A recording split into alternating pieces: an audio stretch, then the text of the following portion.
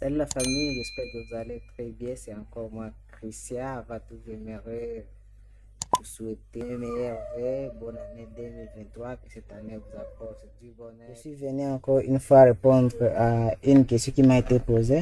Vous savez que souvent je ne fais pas de vidéos, mais lorsqu'il y a une personne qui me pose une question ou qui a un problème en Excel ou bien dans un autre domaine qui concerne l'informatique où je me retrouve, j'essaie de répondre toujours en public, c'est-à-dire en faisant une vidéo qui pourra aussi aider les autres. Parce qu'il y a des gens qui n'ont pas la possibilité de poser directement une question à une personne, mais ils ont aussi les mêmes problèmes. Donc c'est un peu ça. Alors, là, pour répondre à cette question qui a été posée, c'est quoi la macro? Comment fonctionne une macro? À quoi sert une macro? Donc, c'est vraiment une question très pertinente parce que lorsque vous travaillez l'Excel un peu avancé, vous devez normalement savoir c'est quoi une macro, comment ça fonctionne pour vous permettre d'automatiser certaines tâches. Ouais, donc c'est vraiment une question qui est très importante. Alors, si vous êtes encore nouveau sur cette chaîne, je vous demande de vous abonner afin que vous puissiez m'encourager à faire plus de vidéos, même sans demande.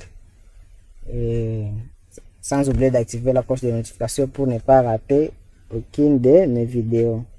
Alors, par définition, une macro est une action ou un ensemble d'actions que vous pouvez enregistrer et exécuter autant de fois que vous voulez. Ça, c'est la définition simple de macro. Mais, j'aimerais vous expliquer ceci. La macro consiste à enregistrer tous les mouvements, toutes les actions que vous faites sur votre classeur ou sur votre feuille d'Excel. Donc, une fois que vous avez enregistré ces mouvements, vous devez maintenant les affecter à un bouton. C'est le bouton là qui va commencer maintenant à faire la même chose autant de fois que vous allez cliquer.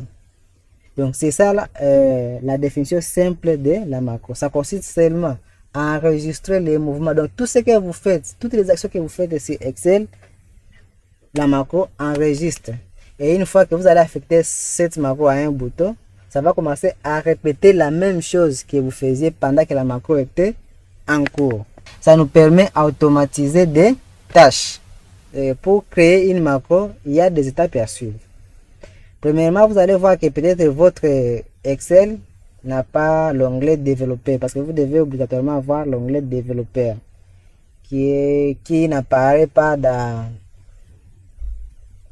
par défaut parmi les onglets d'Excel. Alors, il faut ajouter ça. Pour ajouter ça, il suffit seulement de venir sur Fichier. Vous cliquez sur Options. Et puis, personnaliser les rubans. Et vous devez cocher ça. Et si ce n'est pas coché, vous devez cocher ça. Parce que si moi je décoche, ça va disparaître de mes onglets. Alors, je coche ça pour que ça puisse toujours apparaître. Vous cochez ça, développeur, et puis vous cliquez sur OK. Là, vous allez voir déjà votre onglet développeur apparaître là-bas. Alors, dans l'onglet développeur, il y a maintenant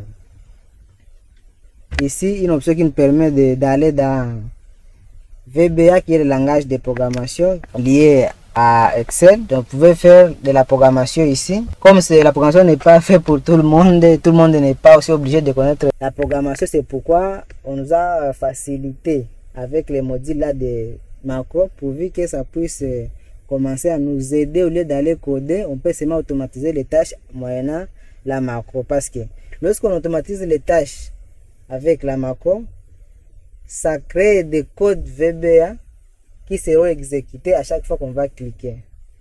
Je vais vous montrer comment vous pouvez voir le code VBA de votre macro. Si vous êtes fort ou bien si vous s'y connaissez en programmation, vous pouvez aussi modifier sans problème vos codes VBA de votre macro. Alors, pour enregistrer une macro, il suffit de cliquer sur enregistrer ici. Il y a deux manières d'enregistrer une macro. Vous pouvez cliquer sur soit enregistrer une macro, soit c'est ici. Vous pouvez cliquer soit là-bas ou bien enregistrer une macro ici.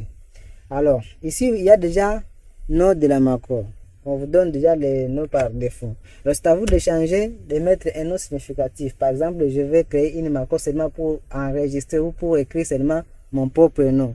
Donc, je vais écrire par exemple une macro, le nom, mon nom. Je précise qu'ici, on ne met pas de caractères spéciaux.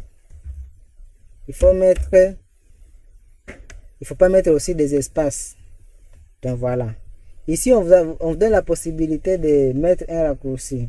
Par exemple, CTRL S qui est pour enregistrer. Et vous pouvez mettre aussi votre raccourci pour exécuter seulement votre macro. Alors, moi, je vous déconseille parce que ça risque de créer des conflits avec déjà les raccourcis qui existent dans Excel. Ici, enregistrer la macro dans ce classeur. Il faut laisser par défaut parce que cela montre que votre macro sera exécuté dans ce classeur ici. C'est ça. Ici, la description. Par exemple, vous avez plusieurs macros. Alors, avec la description, vous saurez distinguer que ma macro va me servir à faire ceci. Cette macro aussi à faire ceci, ainsi de suite. Donc, je peux mettre ici une description. La description est facultative. Vous pouvez ou ne pas mettre. Alors, je clique sur OK. Alors, une fois que la macro est déjà démarrée, ici, on n'écrit plus enregistrer, mais c'est maintenant arrêté. Donc, si une fois je clique seulement ici, directement j'arrête la macro. Alors, avant de démarrer la macro, un conseil est que vous devez déjà savoir qu'est-ce que vous allez faire. Qu'est-ce que vous allez faire dans votre macro. Vous allez commencer par où et vous allez terminer par où. Parce que si la macro est déjà en cours et que vous faites trop de mouvements inutiles, ça va enregistrer aussi ces mouvements inutiles qui vont permettre, ça va alourdir la macro. Donc la macro sera vraiment, ça va peser et ça aura une lenteur lors de l'exécution. Alors il faut être vraiment automatique. Vous savez déjà que je vais commencer par ici et finir par ici. Donc c'est ça. Alors moi j'ai précisé que la macro consiste seulement à écrire mon nom. Donc j'écris seulement là-bas mon nom, Baloume par exemple. Après avoir terminé, je clique à côté et puis j'arrête la macro. Je peux arrêter ici ou bien là-bas. Ici. J'arrête là-bas. Ici maintenant on écrit encore enregistrer parce que j'ai déjà arrêté la macro. Alors je dois maintenant affecter un bouton. Je dois affecter maintenant cette macro à un bouton. Mais avant de le faire, je dois d'abord créer les boutons. Il y a des façons de créer les boutons. D'abord, je peux créer en choisissant une forme ici. Insertion. Je choisis une forme, par exemple ça. Donc, par exemple ça. Je fais clic gauche, je dessine. Comme ça.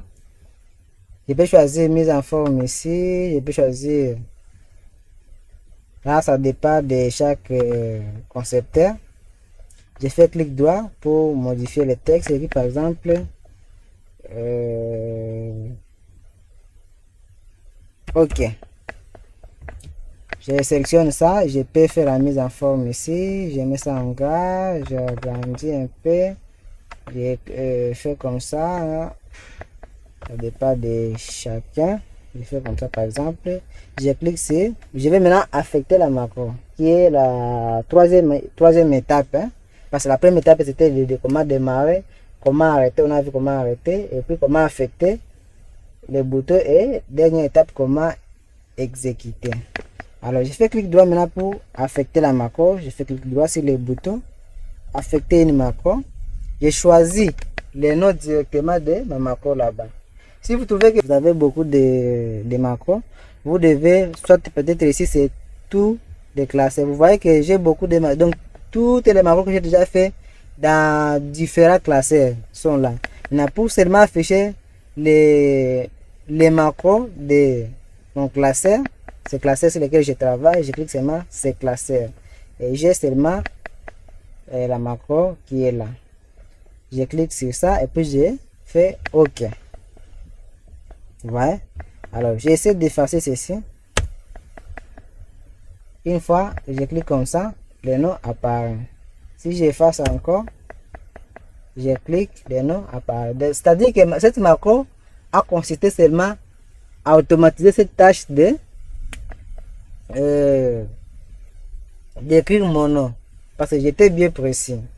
Alors, deuxième façon d'affecter une macro, c'est toujours dans développeur.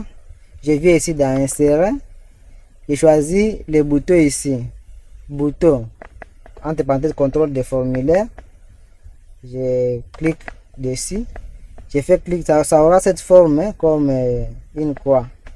Je fais clic gauche, je dessine la macro directement, donc automatiquement ça m'amène dans la boîte qui contient toutes les macros. Et puis je clique sur la macro en question que je vais affecter, je clique sur OK. Vous allez voir que si j'efface et que je clique, ça fait la même chose. Vous pouvez renommer votre bouton en cliquant, en faisant clic droit, modifier le texte et puis vous écrivez OK par exemple, ou bien le nom de votre bouton. Voilà, je vais faire vraiment un exemple qui est encore trop concret et trop clair. Je vais faire comme un formulaire d'enregistrement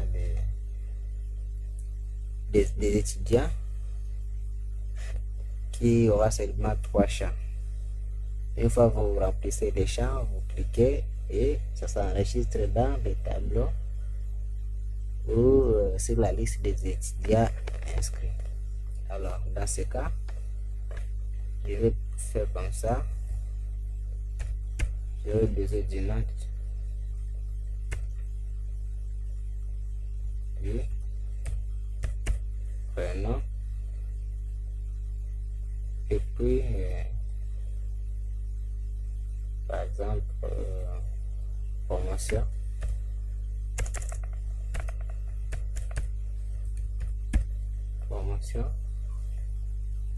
et puis sexe par exemple. Je crée ici un petit tableau comme ça.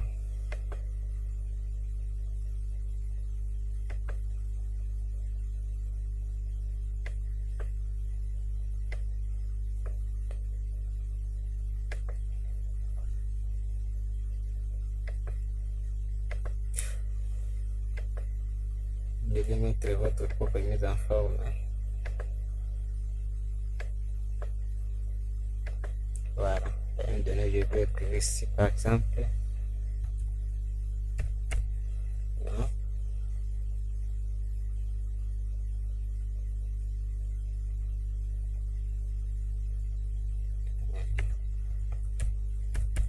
Prénom.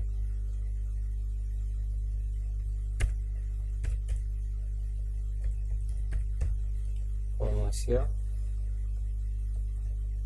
Sexe. Un petit tableau là-bas. Je fais la mise en forme.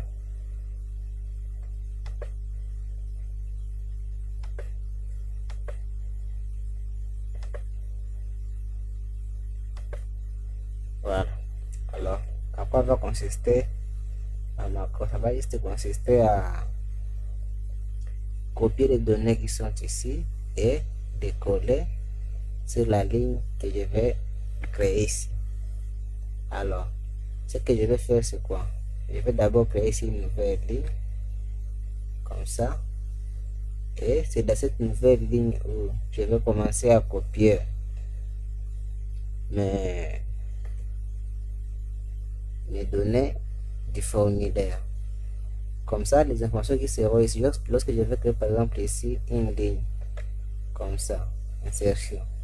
Vous allez voir que les informations qui étaient là vont descendre à la ligne suivante, ainsi de suite. Ce qui va permettre que à chaque fois que j'insère un nouveau étudiant, celui qui était là va descendre et ce qui va faire toute une liste, ainsi de suite. Alors, je suis là maintenant, je démarre la macro. Je dis par exemple, enregistrer. Bien. Je fais OK. Je vais faire CTRL-C ici. Je vais d'abord créer une nouvelle ligne. Clic droit, insertion. Voilà. Je vais ici, je fais CTRL-C. Je colle sur la ligne créée là-bas, coller les valeurs. Je vais ici aussi CTRL-C. Je vais sur la même ligne, coller les valeurs. Je vais ici CTRL-C. Sur la même ligne, je fais clic droit, coller les valeurs. Puis la dernière ligne, clic droit. Et CTRL-C plutôt, je suis là, clic droit, coller les valeurs. Une fois terminé, j'annule la sélection en appuyant sur échappe et puis j'arrête la macro. Je prends mon bouton comme d'habitude. Je prends mon bouton là-bas. Je renomme ça.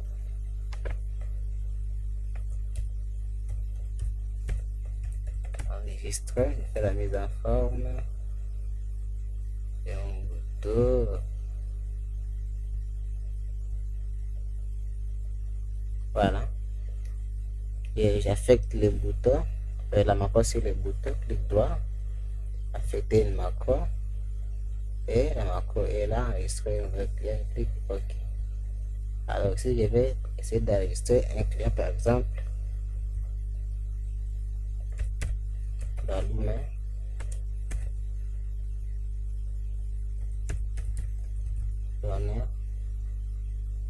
G1, juste un exemple, sinon c'est entre parenthèses sexe, je vais mettre par exemple comme ça. Je peux mettre aussi une liste déroulante, mais ça ne concerne pas cette vidéo. Je clique sur enregistrer, vous allez voir où les données sont là. Deuxième, je vais par exemple Hervé Loba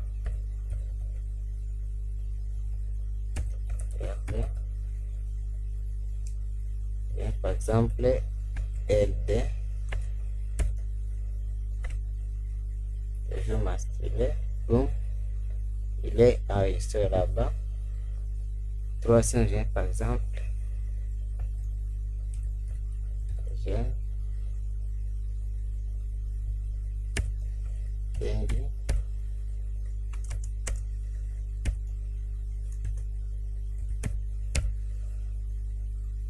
reste comme ça, boum.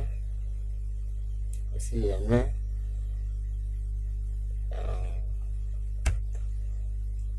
coffee.